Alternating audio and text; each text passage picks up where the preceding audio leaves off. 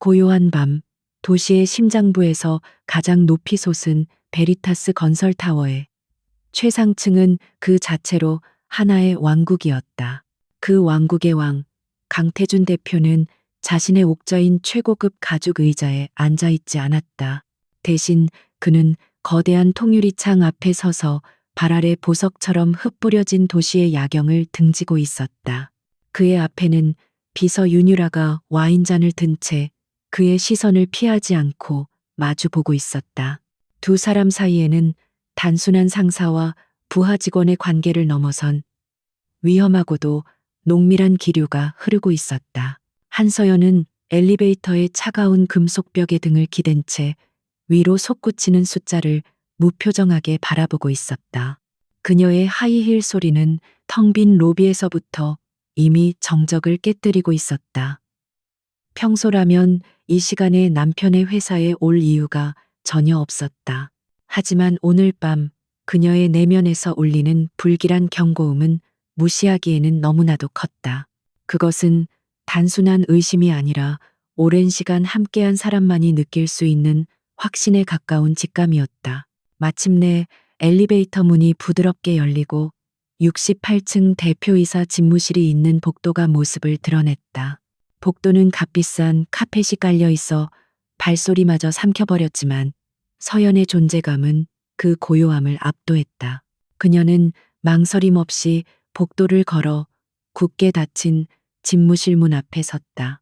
문틈으로는 아주 희미한 불빛과 함께 거의 들리지 않을 정도의 작은 웃음소리가 새어나오고 있었다. 서연은 잠시 숨을 골랐다. 분노나 슬픔이 아니었다.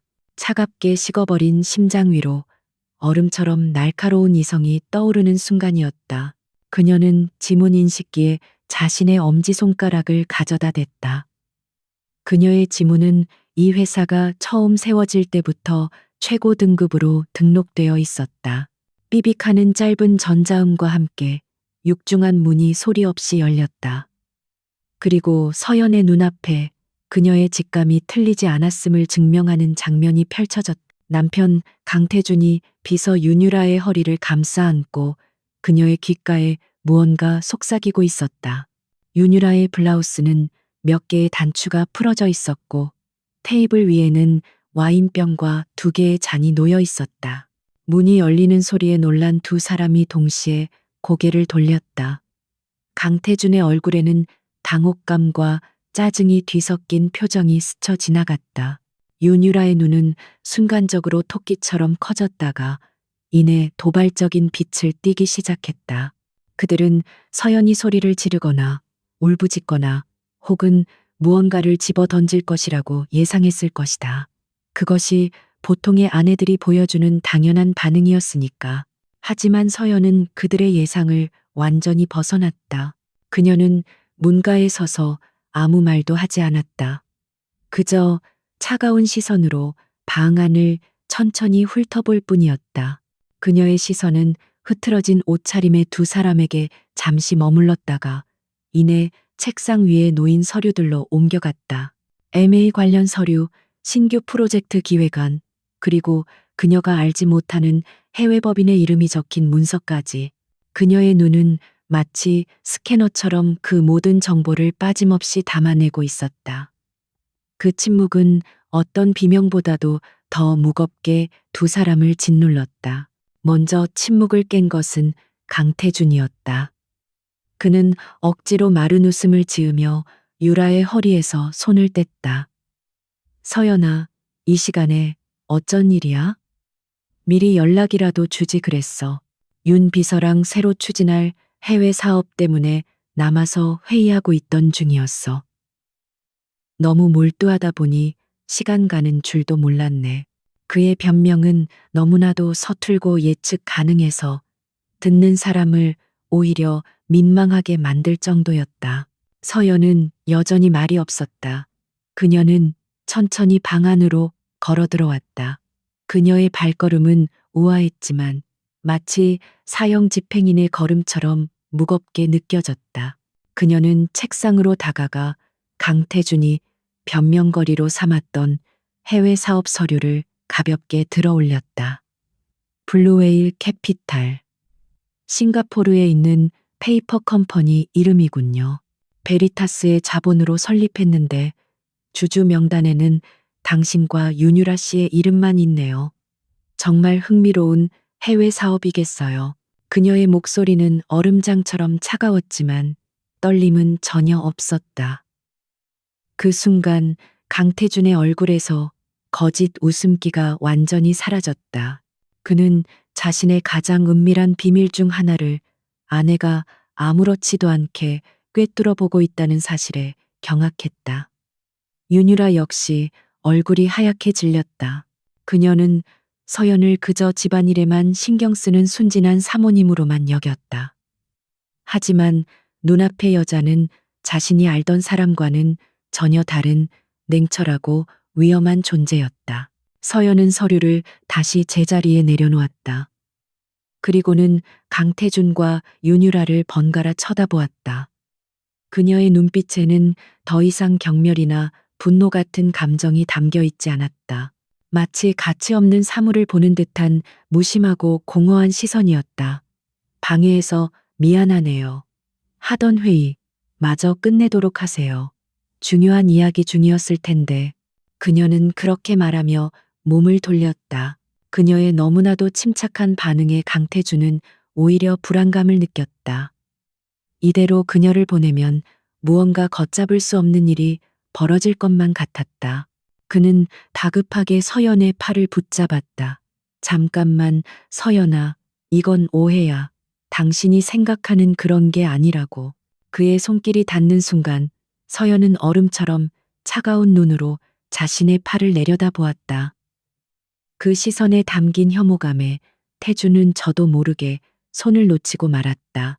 서연은 아무 일도 없었다는 듯 우아하게 걸어서 다시 문 쪽으로 향했다. 문을 닫기 직전 그녀는 잠시 멈춰서서 방 안에 남은 두 사람을 향해 돌아보았다. 그리고는 아주 희미한, 그러나 세상 그 무엇보다도 차가운 미소를 지으며 말했다. 그리고 태준 씨, 당신 넥타이가 비뚤어졌어요. 대표이사쯤 되면 외양에도 신경을 좀 더 쓰는 게 좋지 않을까요?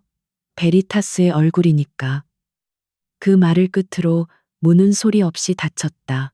육중한 문이 닫히자 집무실 안에는 숨막히는 정적만이 남았다. 강태준과 윤유라는 마치 유령이라도 본 사람들처럼 그 자리에 멍하니 서 있었다. 방금 전까지 그들을 지배하던 뜨거운 욕망과 달콤한 미련은 온데간데 없고 끈적하고 불쾌한 불안감만이 온몸을 감쌌다.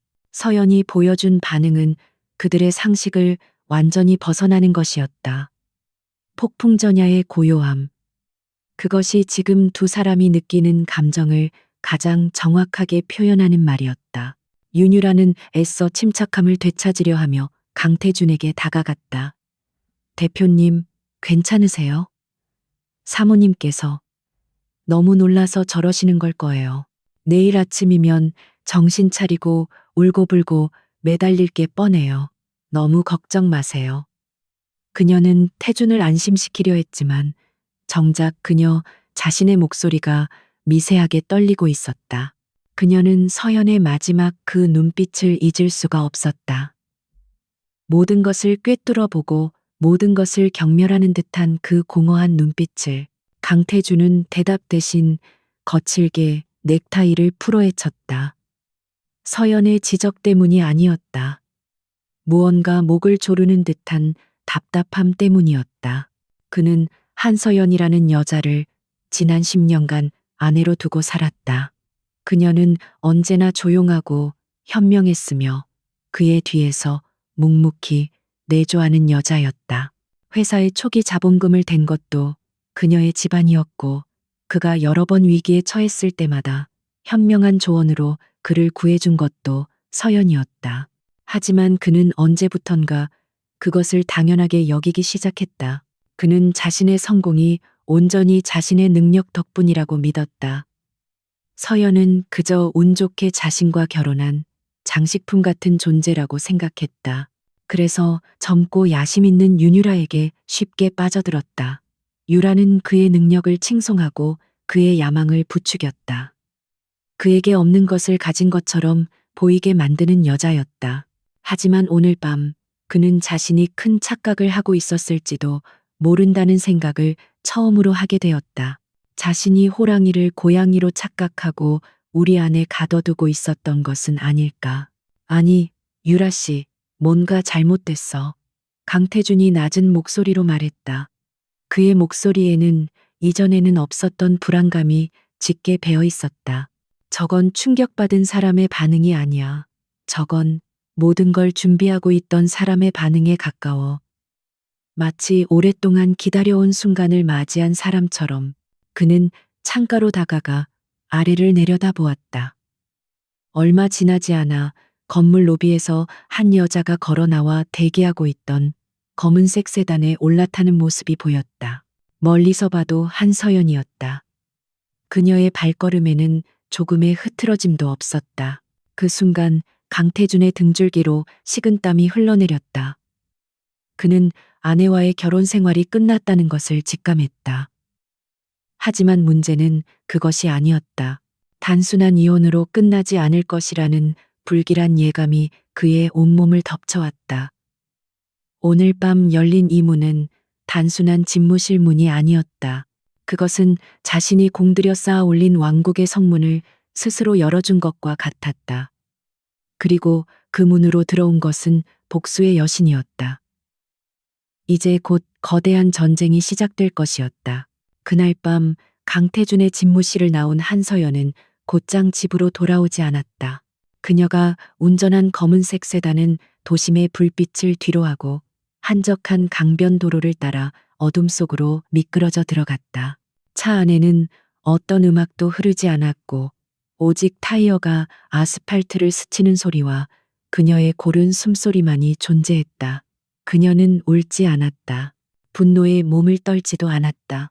그녀의 머릿속은 차가운 분노와 뜨거운 배신감 대신 복잡하게 얽힌 회사의 재무제표와 법인 등기부 등본, 그리고 수많은 이름들로 가득 차 있었다. 집에 도착한 그녀는 익숙하게 2층 서재로 향했다. 그곳은 남편의 화려한 집무실과는 정반대의 공간이었다.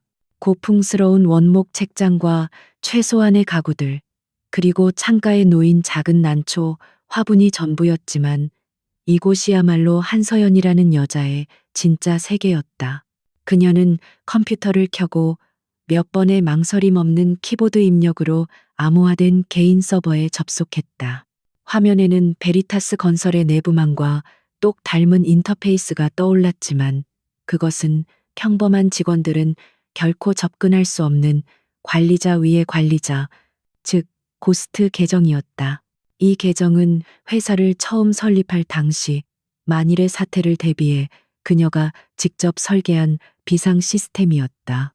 강태준이 회사를 완전히 장악한 이후 이 계정의 존재는 그의 기억 속에서 그리고 회사의 공식적인 기록 속에서 완전히 사라졌다고 믿어졌다. 하지만 한서연은 단 한순간도 그것을 잊은 적이 없었다. 그녀는 조용히 시스템 로그를 훑기 시작했다.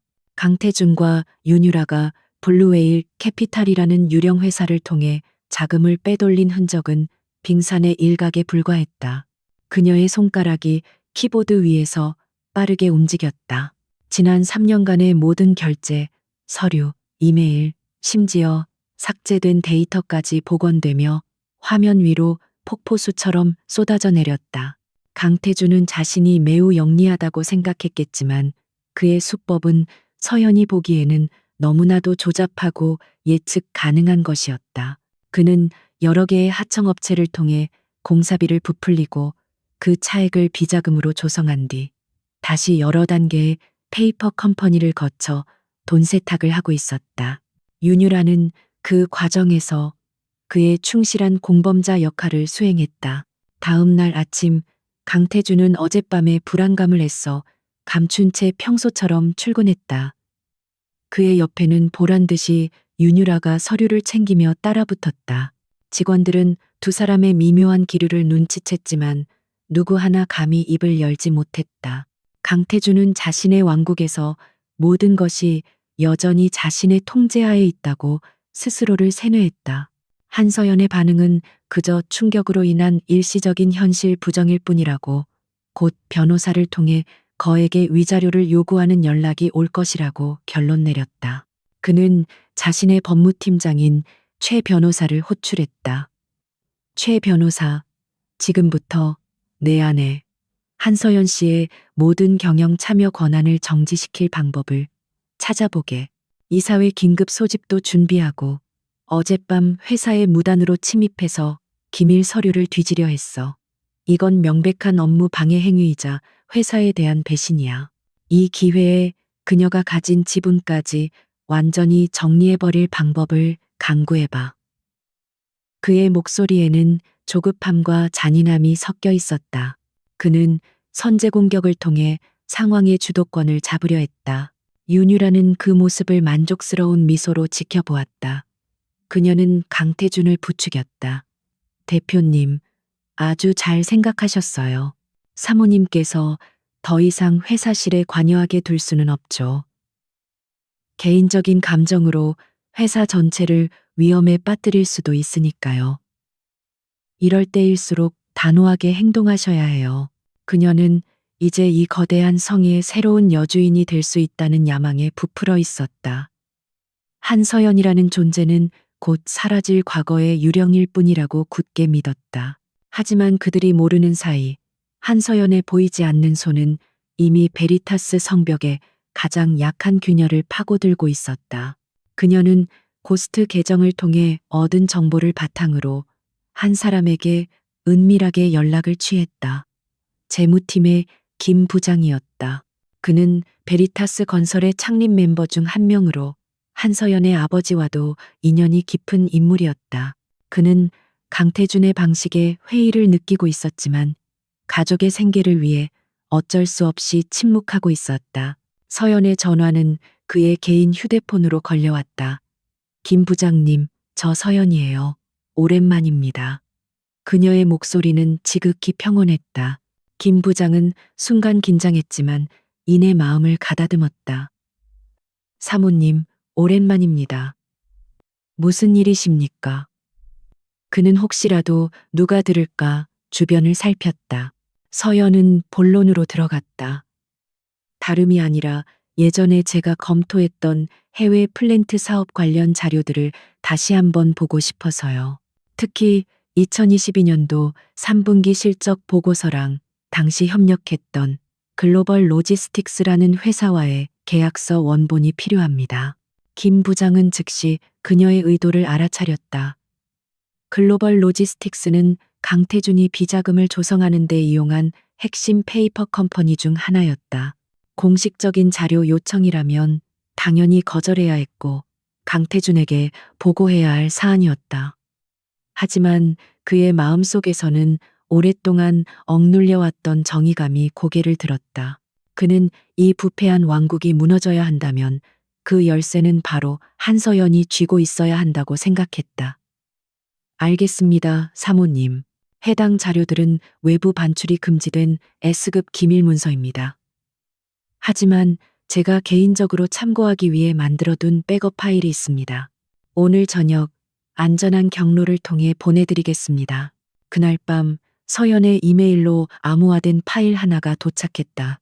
그 안에는 김 부장이 수년간 남몰래 모아온 강태준의 비리 증거들이 고스란히 담겨 있었다. 공식적인 장부 뒤에 숨겨진 이중 장부, 뇌물로 사용된 법인카드 내역, 그리고 윤유라를 포함한 공범들의 계좌로 흘러들어간 자금의 흐름까지. 이것은 단순한 반격의 무기가 아니었다. 그것은 강태준의 왕국을 송두리째 무너뜨릴 수 있는 핵폭탄과도 같았다. 서연은 밤을 새워 자료를 분석했다. 그녀의 머릿속에서 흩어져 있던 퍼즐 조각들이 하나의 거대한 그림으로 맞춰지기 시작했다. 강태준은 단순히 회사 돈을 횡령하는 수준을 넘어 경쟁사의 핵심 기술을 빼돌리려는 계획까지 세우고 있었다. 그 대가로 그가 받기로 한 것은 천문학적인 액수의 돈과 해외 도피처였다. 그는 베리타스 건설이라는 배를 통째로 가라앉히고 자신만 금은 보화를 챙겨 탈출할 생각이었던 것이다. 그리고 그 배의 침몰을 앞당기는데 한서연 자신의 지분을 빼앗는 것이 필수적이었다. 며칠 후 강태준의 법무팀으로부터 내용 증명 한 통이 날아왔다. 예상했던 대로였다. 이사회 참석 금지 가처분 신청과 함께 보유 지분 매각을 종용하는 협박성 내용이 담겨 있었다.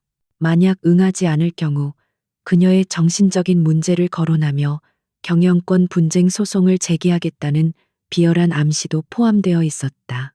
강태준은 이것이 그녀를 굴복시킬 마지막 통첩이라고 생각했다. 하지만 서류를 받아든 서연의 입가에는 오히려 옅은 미소가 번졌다. 모든 것이 그녀의 시나리오대로 움직이고 있었다. 상대가 스스로 무덤을 파고 그 안으로 걸어 들어오고 있었다. 그녀는 즉시 자신의 변호사에게 전화를 걸었다. 그는 평범한 가사소송 변호사가 아니었다. 대한민국 재계의 가장 더럽고 복잡한 기업 분쟁에서 단 한 번도 패소한 적이 없는 저승사자라 불리는 백승수 변호사였다. 백 변호사님, 저예요. 때가 된 것 같네요. 이제 슬슬 사냥을 시작해 볼까요? 전화기 너머로 백승수 변호사의 나직하고도 힘있는 목소리가 들려왔다. 준비는 끝났습니다. 한 대표님.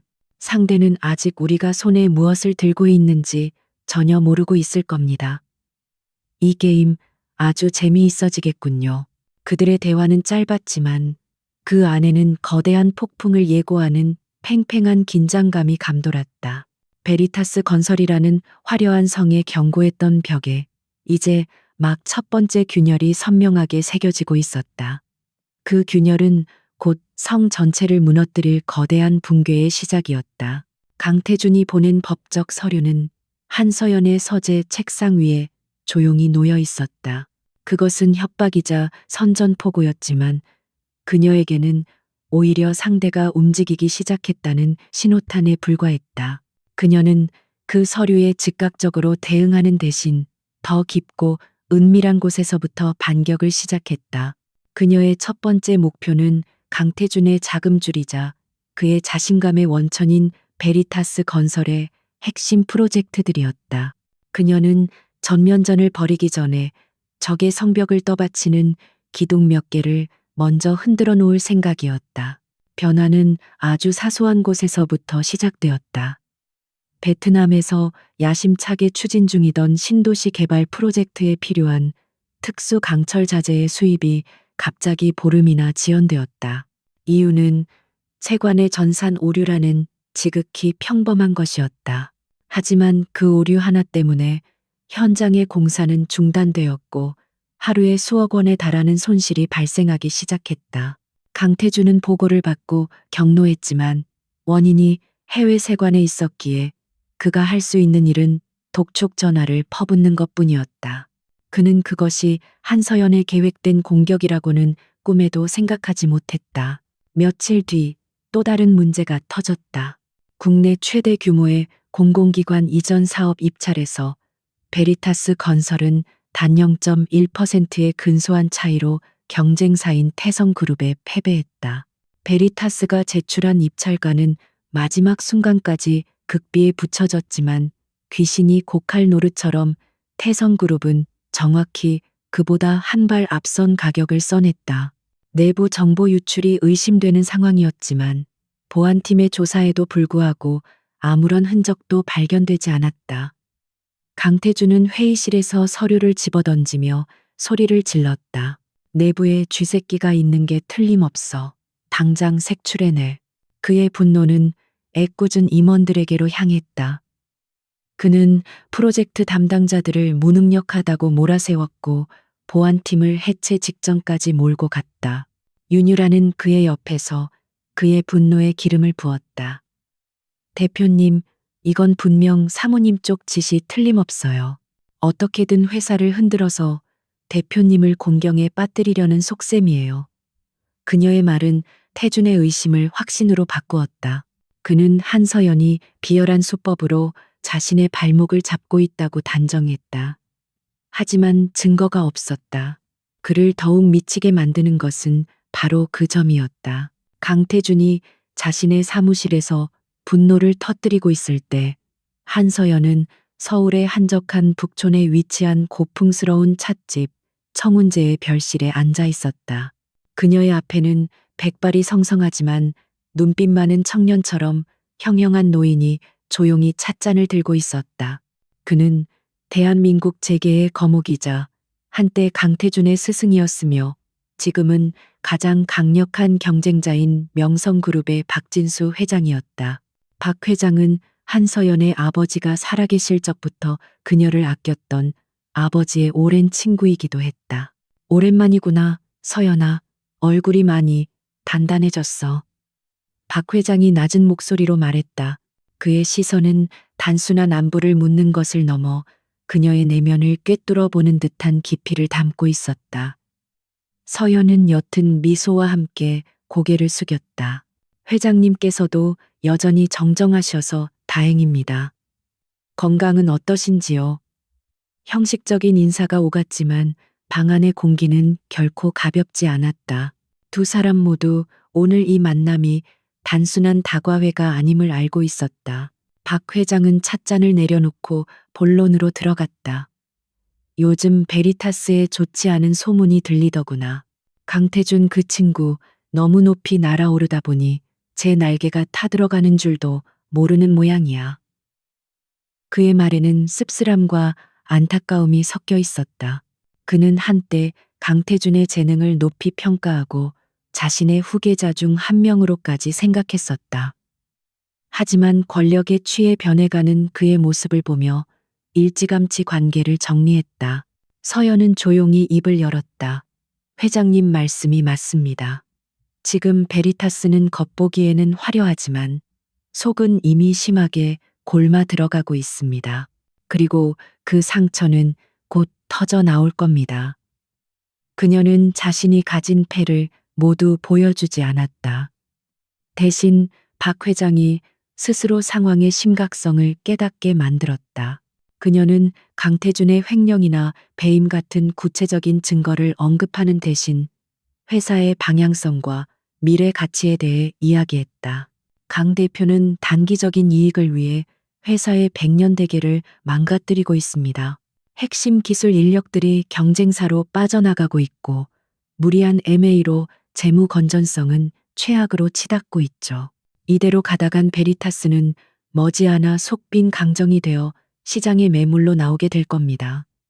태성그룹 같은 하이에나들이 벌써부터 군침을 흘리고 있고요. 그녀의 분석은 날카롭고 정확했다.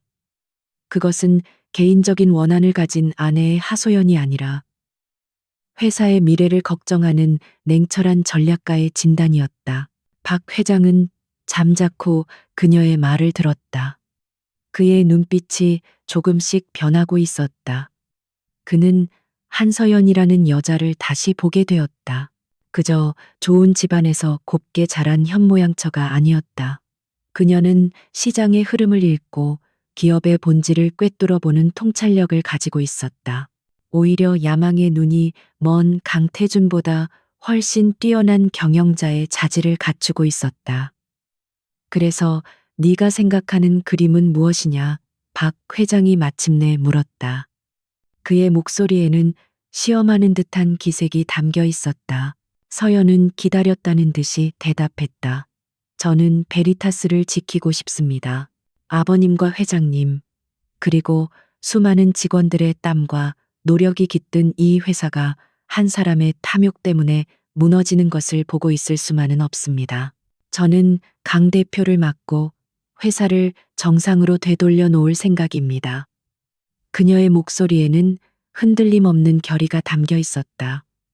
하지만 저 혼자만의 힘으로는 부족합니다.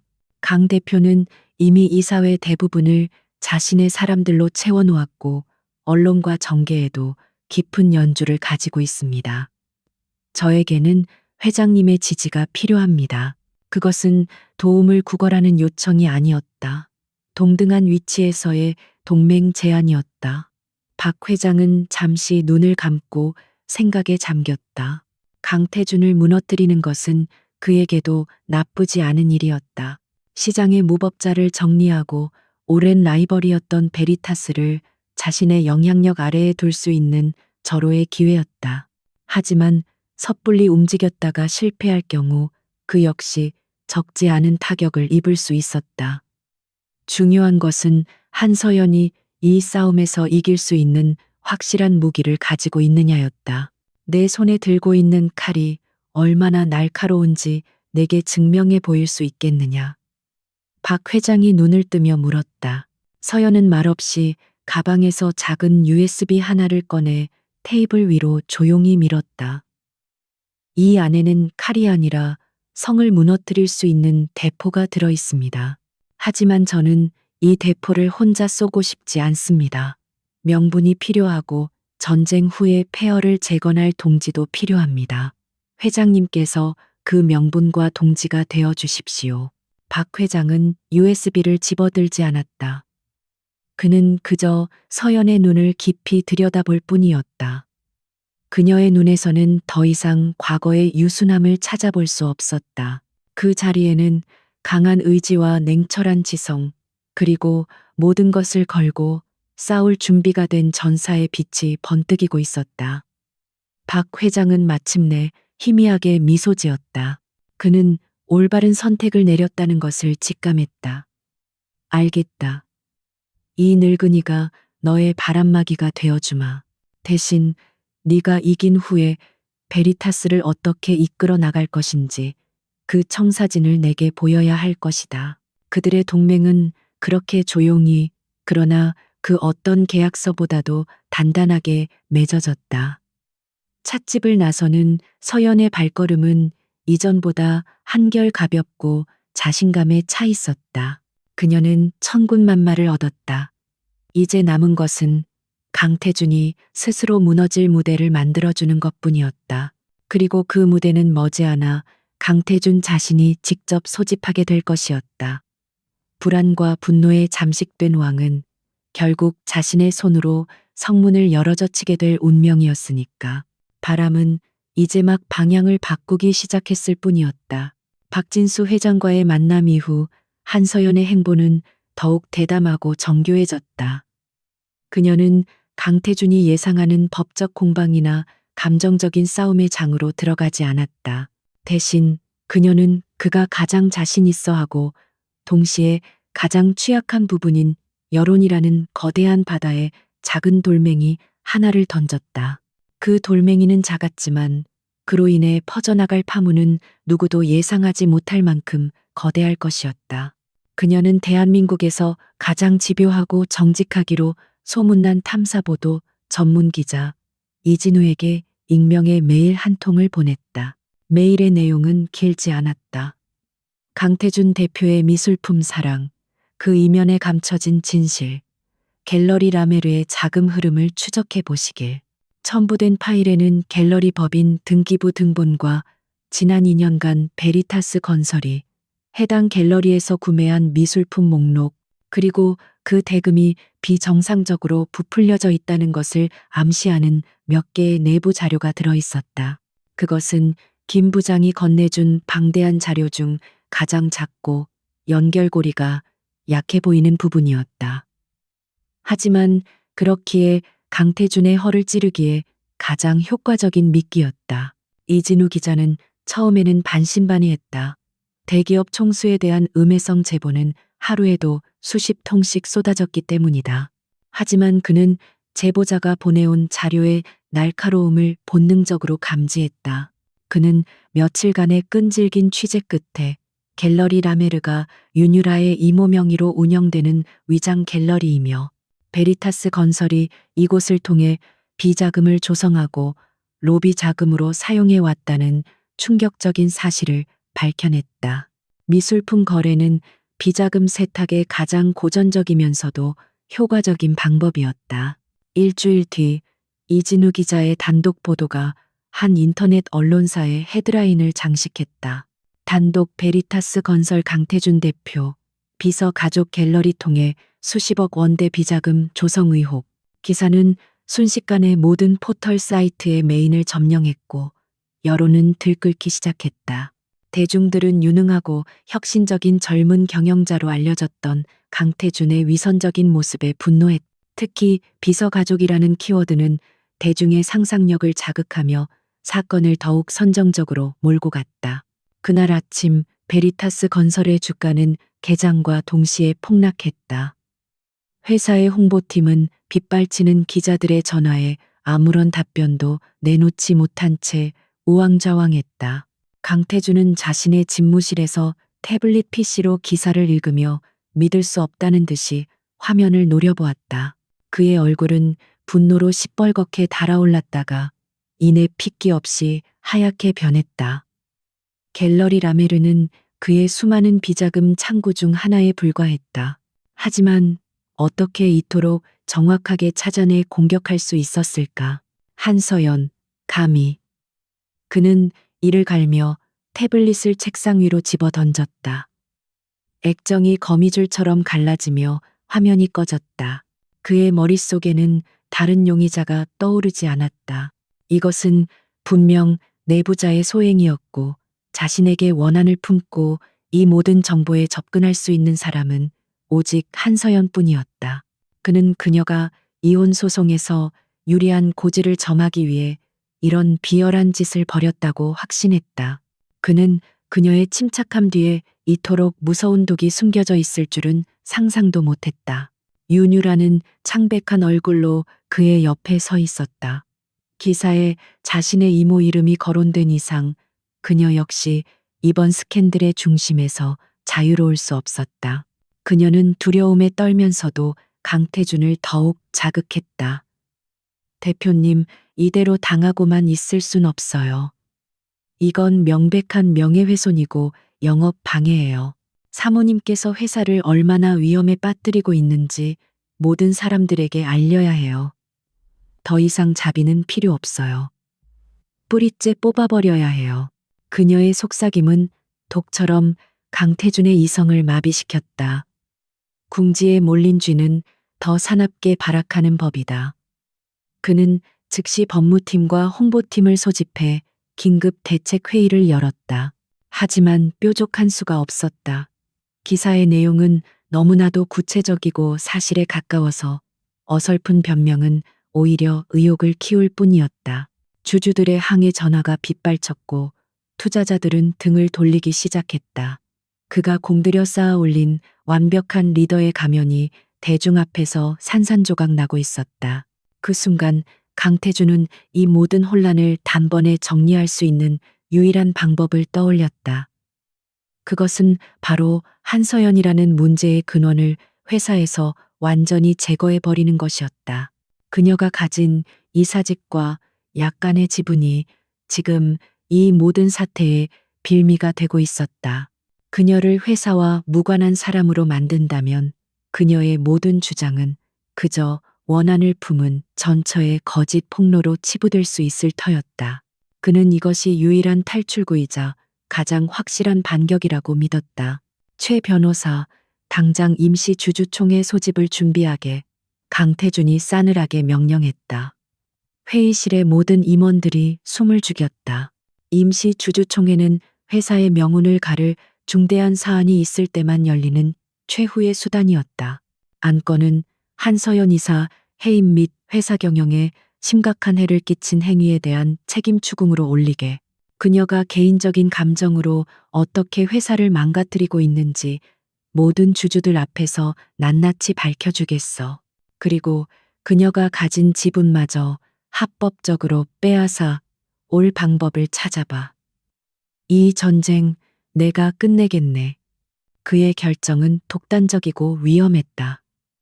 몇몇 원로 임원들이 신중해야 한다며 만류했지만 이미 이성을 잃은 그의 귀에는 아무것도 들리지 않았다. 그는 자신의 지분과 우호 지분을 합치면 주주총회를 무난히 장악할 수 있다고 계산했다.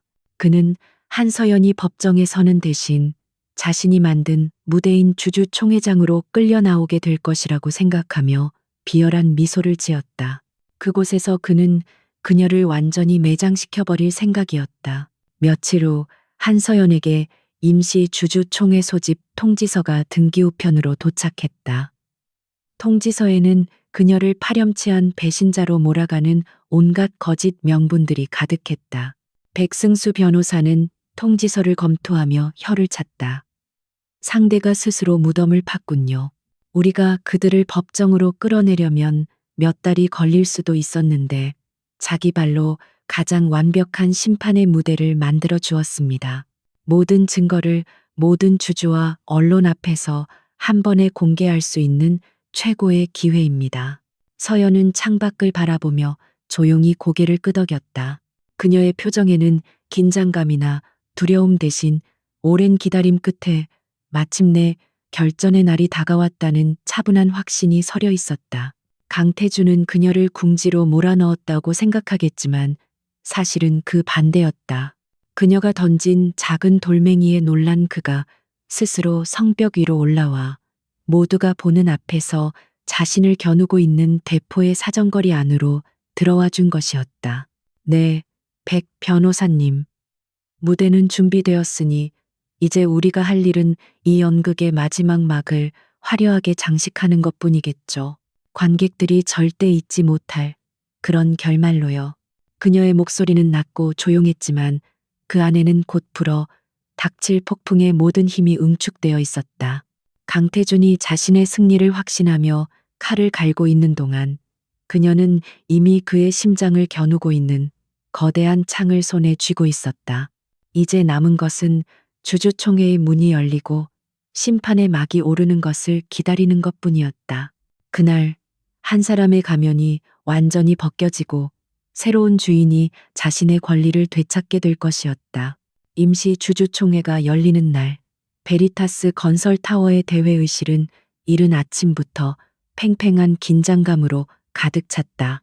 기자들은 건물 입구에서부터 장사진을 치고 있었고 총회에 참석하는 주주들의 얼굴에는 불안과 호기심이 뒤섞여 있었다. 강태주는 마치 개선장군처럼 당당한 모습으로 회의장에 들어섰다. 최고급 맞춤 정장을 차려입은 그의 옆에는 평소보다 더욱 화려하게 치장한 윤유라가 그림자처럼 붙어 있었다. 그는 자신에게 우호적인 이사들과 눈을 맞추며 자신만만한 미소를 지어 보였다. 그에게 오늘 이 자리는 반역자를 처단하는 공개 처형장이었다. 잠시 후 회의장 뒷문이 조용히 열리고 한서연이 모습을 드러냈다. 그녀는 화려하지 않은 단정한 검은색 정장 차림이었다. 그녀의 뒤에는 저승사자 백승수 변호사와 명성그룹의 박진수 회장이 마치 든든한 산처럼 버티고 섰다. 박 회장의 등장은 장내에 큰 파문을 일으켰다. 단순한 부부싸움으로 여겼던 사건에 재계의 거물이 직접 행차한 것이다. 강태준의 얼굴에서 미소가 순간 굳어졌지만 그는 이내 표정을 관리하며 애써 태연한 척했다. 그는 박 회장이 그저 옛 친구의 딸을 가엾게 여겨 따라왔을 뿐이라고 스스로를 위안했다. 의장의 개회 선언과 함께 강태준이 먼저 발언권을 얻어 단상 위로 올라섰다. 그는 준비해온 원고를 내려다보며 비통하면서도 단호한 목소리로 연설을 시작했다. 존경하는 주주 여러분, 그리고 베리타스를 아껴주시는 내외 귀빈 여러분. 오늘 저는 참담한 심정으로 이 자리에 섰습니다.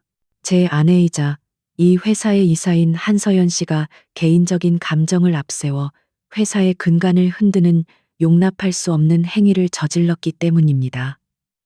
그의 연기는 완벽에 가까웠다. 진심으로 회사를 걱정하는 비운의 리더처럼 보였다.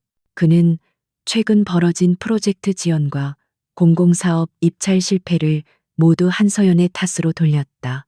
한서연 이사는 자신의 지위를 악용해 내부 정보를 경쟁사에 유출하고 해외 사업 파트너들을 이간질하여 고의적으로 회사에 손실을 입혔습니다.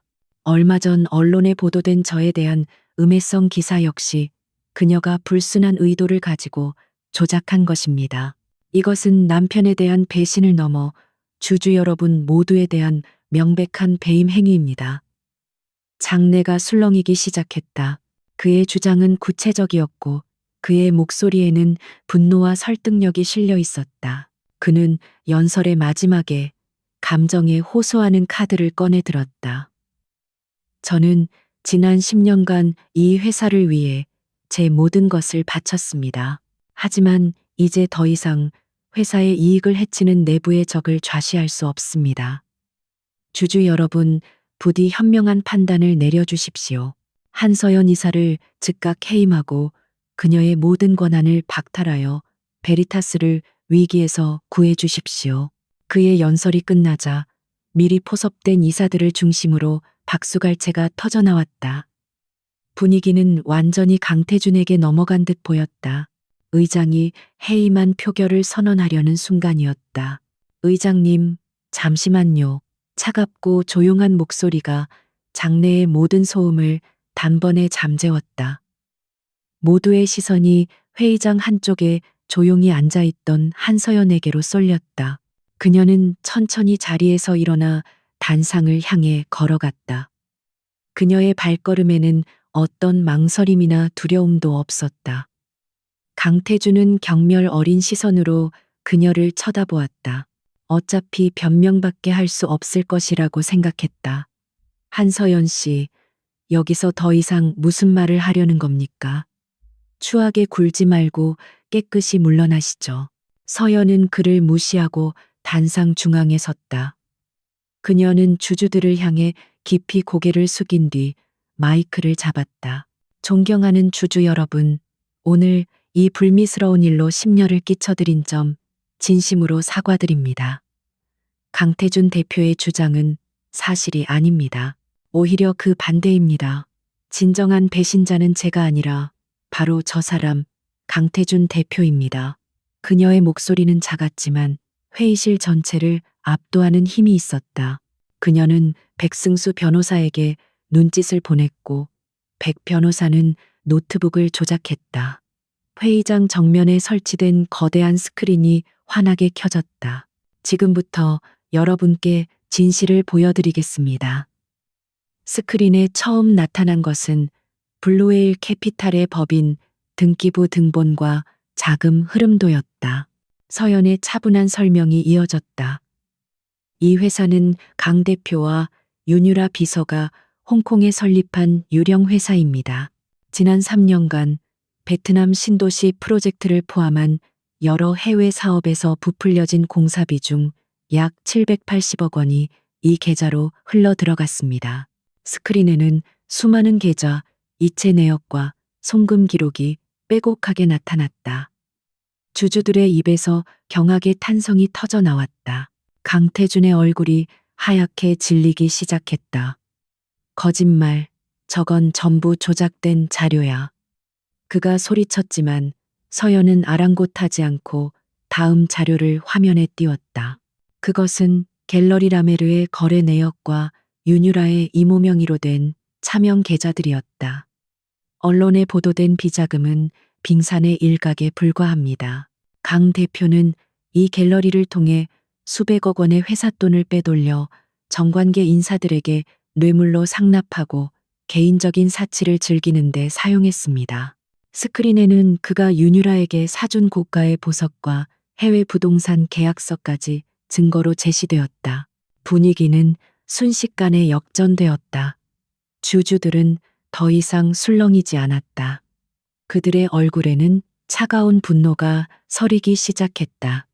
강태준은 식은땀을 흘리며 부들부들 떨었다. 아니야, 저건 사실이 아니야. 그는 앵무새처럼 같은 말만 반복할 뿐이었다. 서연은 그에게 마지막 결정타를 날릴 준비를 했다. 하지만 주주 여러분, 단순한 횡령과 배임은 지금부터 보여드릴 것에 비하면 아무것도 아닙니다. 그녀의 말에 모두가 숨을 죽였다. 스크린에 재생된 것은 녹음 파일의 파형이었다. 곧이어 익숙한 목소리가 회의실에 울려 퍼졌다. 바로 강태준의 목소리였다. 그는 경쟁사인 태성그룹의 전략기획실장과 은밀하게 통화하고 있었다. 약속대로 반도체 공장 설계도 원본만 넘겨주시면 말씀하신 금액의 2배를 제 스위스 은행 계좌로 입금해 주십시오. 베리타스의 주가는 제가 알아서 바닥으로 떨어뜨릴 테니 가장 싼 값에 인수할 준비나 하시면 됩니다.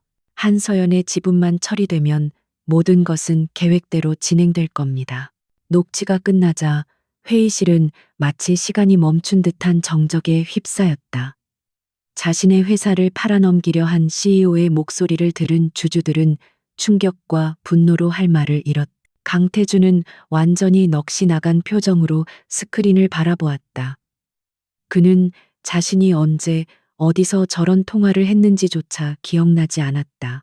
그것은 서연이 심어놓은 고스트 프로그램을 통해 그의 집무실에서 비밀리에 녹음된 것이었다. 이것이 강태준 대표의 진짜 얼굴입니다. 서연이 마침내 선언했다. 그 순간 회의실의 육중한 문이 양쪽으로 활짝 열렸다. 그리고 서울중앙지검 특수부 검사와 수사관들이 굳은 표정으로 회의장 안으로 들어섰다.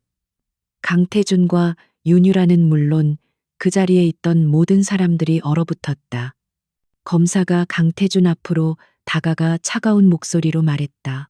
강태준 씨, 특정경제범죄, 가중처벌 등에 관한 법률 위반, 즉 업무상 횡령 및 배임, 그리고 부정경쟁 방지 및 영업비밀 보호에 관한 법률 위반 혐의로 긴급 체포합니다. 당신은 변호사를 선임할 수 있으며 수사관들이 강태준과 넋이 나간 윤유라의 양팔을 붙잡았다. 이거 놓으라고. 이건 함정이야. 한서연, 내년 지시지. 강태준이 발악하며 소리쳤지만 그의 비명은 공허한 메아리가 되어 사라질 뿐이었다. 그는 수많은 카메라 플래시 세례를 받으며 자신이 모든 것을 가졌다고 믿었던 왕국에서 가장 비참한 모습으로 끌려나갔다. 윤유라는 다리에 힘이 풀려 수사관들에게 질질 끌려가다시피 했다. 모든 것이 끝나는 순간이었다. 폭풍이 휩쓸고 간 회의실, 서연은 단상 위에서 그 모든 광경을 묵묵히 지켜보았다. 그녀의 얼굴에는 승리의 기쁨이나 통쾌함은 없었다. 대신 깊은 슬픔과 함께 이 무너진 성을 다시 일으켜 세워야 한다는 무거운 책임감이 자리하고 있었다. 박진수 회장이 조용히 그녀의 곁으로 다가와 그녀의 어깨를 가만히 두드려 주었다. 그것은 위로이자 새로운 시작을 알리는 신호였다. 한 시대가 막을 내리고 이제 그녀의 시대가 막을 올리려 하고 있었다. 강태준과 윤유라가 검찰 수사관들의 손에 이끌려 회의장을 빠져나가자 한동안 대회의실에는 무거운 침묵만이 감돌았다. 남겨진 주주들과 임원들은 방금 눈앞에서 벌어진 광경이 마치 현실이 아닌 한편의 잔인한 연극처럼 느껴졌다. 그들이 믿고 따랐던 왕국의 왕이 한순간에 파렴치한 범죄자로 전락하는 모습을 그들은 속수무책으로 지켜볼 수밖에 없었다. 기자들의 카메라 플래시는 꺼질 줄 몰랐고 베리타스 건설의 몰락을 알리는 속보가 실시간으로 전송되고 있었다. 혼돈의 중심에 한서연은 단상 위에서 굳건히 서 있었다. 그녀의 시선은 텅 비어버린 강태준의 자리를 지나 창밖의 잿빛 도시를 향해 있었다. 이제 복수는 끝났다. 하지만 그녀는 이것이 끝이 아니라 훨씬 더 어렵고 고통스러운 시작이라는 것을 알고 있었다. 무너진 성을 재건하는 것은 성을 무너뜨리는 것보다 몇 배는 더 힘든 일이었다. 박진수 회장이 그녀의 곁으로 다가와 나직한 목소리로 말했다. 이제부터가 진짜 전쟁이다. 서연아, 정신 단단히 차려야 한다. 박 회장의 말은 현실이었다. 강태준이라는 선장이 사라진 베리타스 호는 방향키를 잃고 폭풍우 속을 표류하는 난파선과 같았다. 총수부재라는 최악의 사태가 알려지자 주식시장은 즉각적으로 반응했다. 베리타스 건설의 주가는 하한가로 곤두박질 쳤고 투매 물량이 쏟아져 나왔다. 회사의 모든 전화선은 불이 났고 협력업체들은 대금 결제를 독촉했으며 계약을 파기하겠다는 통보가 빗발쳤다. 직원들은 동요했고 회사 전체가 거대한 공황 상태에 빠져들었다. 그날 오후 긴급 이사회가 소집되었다. 강태준의 사람들로 채워져 있던 이사들은 대부분 고개를 숙인 채 침묵을 지켰다. 그들 중 일부는 강태준의 비리에 연루되어 있었고 나머지는 사태의 심각성 앞에서 어찌할 바를 몰랐다. 회의는 시작부터 무거운 책임 공방으로 흘러갔다. 바로 그때 박진수 회장이 무겁게 입을 열었다. 지금은 누구의 잘잘못을 따질 때가 아니오. 당장 이 사태를 수습하고 회사를 정상화시킬 비상대책위원회를 구성하고 그 위원장을 선임해야 합니다. 모두의 시선이 박 회장에게 쏠렸다. 그는 이사회 멤버는 아니었지만 그의 발언은 회의장 전체를 압도할 만큼의 무게를 가지고 있었다. 한 이사가 조심스럽게 물었다. 그렇다면 누가 그 중책을 맡아야 한다고 생각하십니까? 회장님. 박 회장은 한치의 망설임도 없이 회의 테이블 끝에 앉아 있던 한서연을 가리켰다. 이 자리에 있는 한서연 이사 외에 다른 대안은 없다고 생각하오. 그녀는 누구보다 베리타스의 내부 사정을 잘 알고 있고 이번 사태의 진실을 밝혀냈으며 무엇보다 회사를 살리겠다는 강력한 의지를 가지고 있어. 그의 제안에 몇몇 이사들의 얼굴에 반대하는 기색이 스쳤다. 그들에게 한서연은 여전히 강태준의 아내일 뿐이었고 이번 사태를 촉발시킨 장본인이기도 했다. 하지만 그들의 반박은 힘이 없었다. 박 회장의 지지는 절대적이었고 무엇보다 지금 이 난국을 타개할 다른 어떤 묘안도 없었기 때문이었다. 결국 기나긴 침묵 끝에 한서연을 비상대책위원장 겸 대표이사 직무대행으로 추대하는 안건이 통과되었다. 그녀는 그렇게 자신이 무너뜨린 왕국의 텅 빈 옥자에 앉게 되었다. 그녀의 첫 번째 업무는 전 직원에게 보내는 담화문을 발표하는 것이었다. 그녀는 화려한 수사나 변명을 늘어놓지 않았다. 대신 사내 방송 시스템을 통해 차분하지만 단호한 목소리로 진실을 말했다. 베리타스 건설 임직원 여러분, 한서연입니다.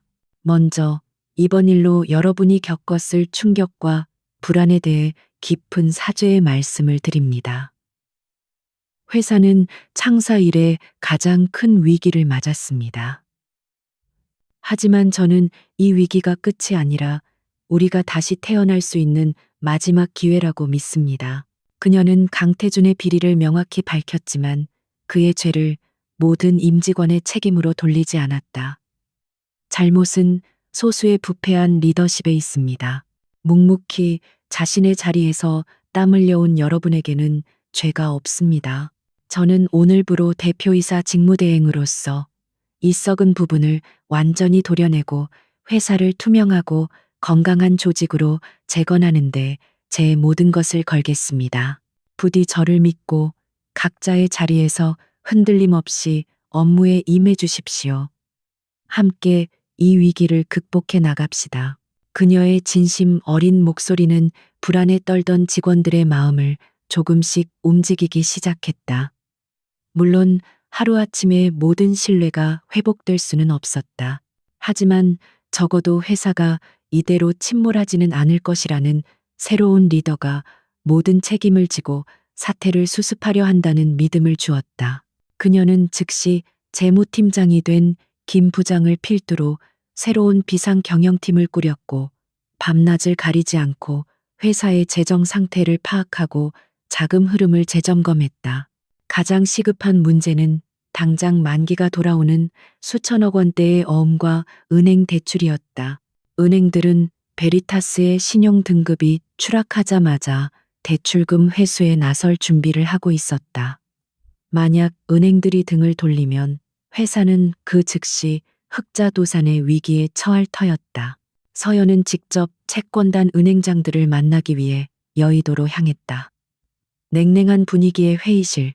그녀는 수많은 은행장들 앞에서 홀로 프레젠테이션을 시작했다. 그녀는 감정에 호소하거나 선처를 구하지 않았다.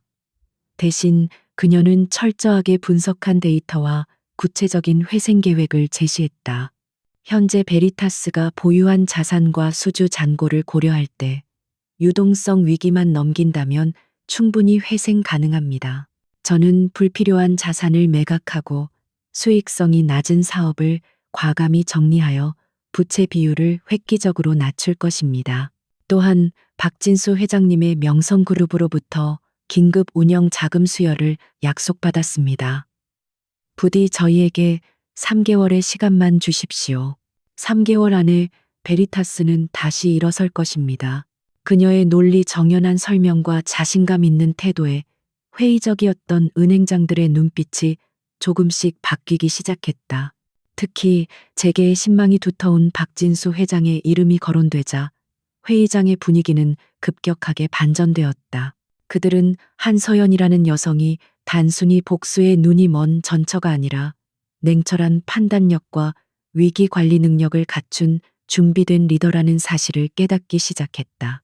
길고 긴 협상 끝에 채권단은 마침내 만기 연장과 일부 신규 자금 지원에 극적으로 합의했다. 가장 큰 고비를 넘긴 서연은 쉴 틈도 없이 회사로 복귀했다. 그녀는 이제 강태준이 사용하던 68층의 대표이사 집무실을 사용하게 되었다. 처음 그 방에 들어섰을 때 그녀는 문을 열고 들어와 남편의 외도를 목격했던 그 끔찍한 밤을 떠올렸다. 방 안에는 여전히 강태준의 향수 냄새와 윤유라의 흔적이 희미하게 남아있는 듯했다. 그녀는 즉시 비서실에 연락해 방 안의 모든 가구와 집기를 교체하라고 지시했다. 그녀는 과거의 망령위가 아니라 완전히 새로운 공간에서 새로운 시작을 하고 싶었다. 며칠 후 집무실은 그녀의 취향에 맞게 간결하고 실용적인 공간으로 탈바꿈했다. 그녀는 텅 빈 책상에 앉아 창밖으로 펼쳐진 도시의 풍경을 바라보았다. 얼마 전까지만 해도 강태준이 자신의 왕국이라 여기며 내려다보던 바로 그 풍경이었다. 하지만 이제 그 풍경을 바라보는 주인의 눈빛은 달랐다. 그녀의 눈에는 탐욕이나 오만이 아닌 무거운 책임감과 미래에 대한 굳은 결의가 담겨 있었다. 새벽의 여명은 아직 멀었지만 기나긴 폭풍의 밤이 지나고 이제 막 희미한 빛이 동쪽 하늘을 물들이기 시작하고 있었다. 그로부터 6달의 시간이 흘렀다. 계절이 2번 바뀌는 동안 강태준이라는 이름은 베리타스 건설에서 서서히 지워져 갔다. 그의 이름이 새겨졌던 기념패는 철거되었고 그의 사진이 걸려있던 복도는 새로운 비전을 담은 건축 조감도로 채워졌다.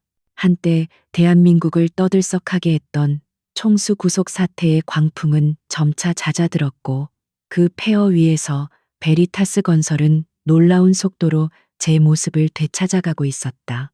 그 중심에는 대표이사 한서연이 있었다. 그녀의 리더십은 강태준의 그것과는 모든 면에서 정반대였다. 강태준이 카리스마와 공포로 조직을 지배했다면 한서연은 투명성과 실력으로 조직을 이끌었다. 그녀는 취임 직후 강태준이 사적으로 유용했던 모든 자산을 처분했다. 호화 요트, 여러 채의 별장, 그리고 비자금의 창구였던 갤러리 라메르까지 모두 매각하여 회사의 긴급 부채를 상환하는 데 사용했다. 그녀는 자신의 연봉을 스스로 50% 삭감했고 모든 임원들에게도 고통 분담에 동참할 것을 요구했다. 처음에 반신반의하던 직원들은 그녀의 진정성 있는 행보에 점차 마음을 열기 시작했다. 그녀는 불필요한 의전과 형식적인 보고 절차를 모두 없앴다.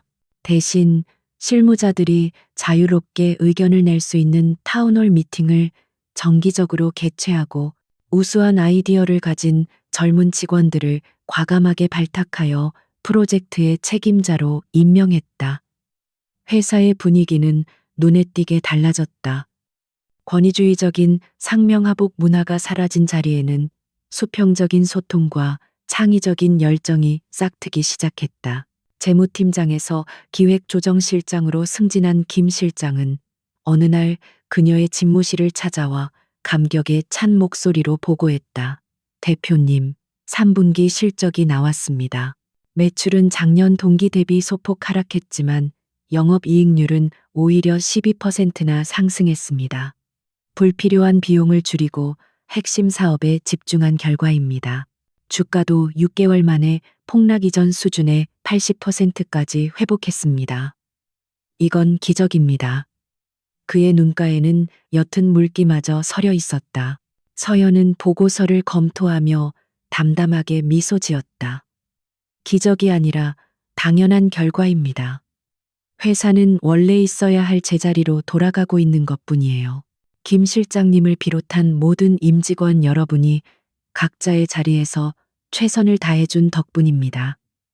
그녀의 칭찬에는 가식이 없었다. 그녀는 모든 성과를 직원들의 공으로 돌렸고 스스로는 묵묵히 가장 어려운 최전선에서 회사를 위한 방패막이가 되어 주었다. 강태준과 윤유라에 대한 재판 결과는 한 달 전에 나왔다.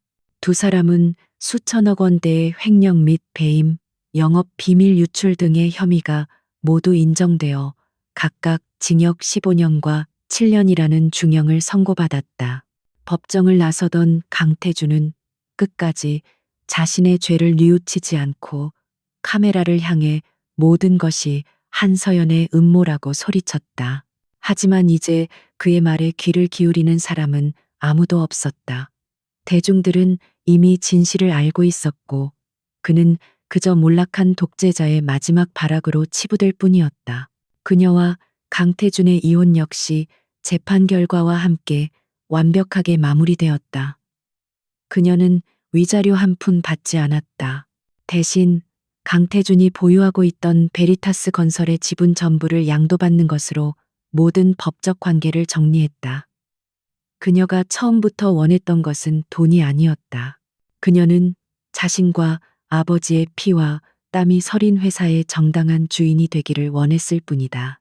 이제 그녀는 명실상부한 베리타스 건설의 최대 주주이자 그 누구에게도 흔들리지 않는 확고한 지배권을 가진 오너가 되었다. 어느덧 해가 저물어가는 저녁, 서연은 마지막 서류 결제를 마치고 자리에서 일어났다. 완전히 새롭게 바뀐 집무실은 이제 그녀의 손때가 묻어 편안하고 익숙한 공간이 되었다. 그녀는 거대한 통유리창 앞으로 다가가 발 아래 펼쳐진 도시의 야경을 내려다보았다. 수많은 빌딩들이 뿜어내는 불빛이 마치 밤하늘의 은하수처럼 아득하게 펼쳐져 있었다. 6개월 전 남편의 외도를 목격했던 바로 그 자리였다. 그날 밤의 기억은 이제 더 이상 그녀에게 고통스러운 상처가 아니었다. 그것은 마치 오래된 흉터처럼 아프지는 않지만 자신이 누구이며 어떤 길을 걸어왔는지를 상기시켜주는 흔적으로 남아 있었다.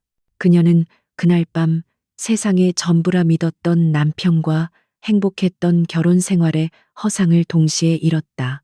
하지만 그녀는 그 잿더미 속에서 절망하는 대신 그동안 잊고 지냈던 자기 자신, 한서연이라는 진짜 존재를 되찾았다. 그녀는 더 이상 누군가의 아내, 누군가의 그림자가 아니었다. 그녀는 수만 명의 직원의 삶을 책임지는 리더였고 거대한 기업의 미래를 개척해 나가는 선장이었다. 그녀의 어깨는 무거웠지만 그 책임감은 그녀를 짓누르는 대신 오히려 그녀를 더욱 강하게 만들었다. 그녀는 이제 두려운 것이 없었다. 인생의 가장 밑바닥까지 떨어져 본 사람은 더 이상 추락을 두려워하지 않는 법이니까. 그녀의 시선은 저 멀리 새롭게 착공에 들어간 친환경 스마트 시티 건설 현장의 희미한 불빛을 향했다. 그것은 그녀가 대표가 된 후 처음으로 추진한 베리타스의 미래를 상징하는 프로젝트였다. 단순히 건물을 짓는 것을 넘어 사람과 기술, 그리고 자연이 공존하는 새로운 도시를 만드는 꿈. 그것이 바로 그녀가 회사를 되찾으려 했던 진짜 이유였다. 서연은 창가에서 몸을 돌렸다. 그녀의 얼굴에는 더 이상 과거의 슬픔이나 분노의 그림자가 남아있지 않았다. 그 자리에는 고요한 자신감과 미래에 대한 희망, 그리고 스스로의 힘으로 자신의 운명을 개척한 여왕의 품위가 가득했다. 그녀는 책상 위에 전화 수화기를 들고 비서실에 연결했다. 김 비서, 내일 아침 8시에 임원회의 소집해 주세요. 신규 프로젝트 관련해서 논의할 안건이 있습니다. 네, 그럼 퇴근하세요. 간결한 지시를 마친 그녀는 가방을 챙겨 집무실을 나섰다. 텅 빈 복도를 걷는 그녀의 하이힐 소리가 또렷하고 힘차게 울려 퍼졌다. 그 소리는 과거와의 완벽한 단절을 고하고 새로운 시대를 향해 나아가는 힘찬 행진곡처럼 들렸다. 문이 닫히고 왕의 이름이 사라진 68층의 왕국에는 새로운 주인의 고요하고 강한 의지만이 가득했다. 한서연의 진짜 이야기는 바로 지금부터 시작이었다.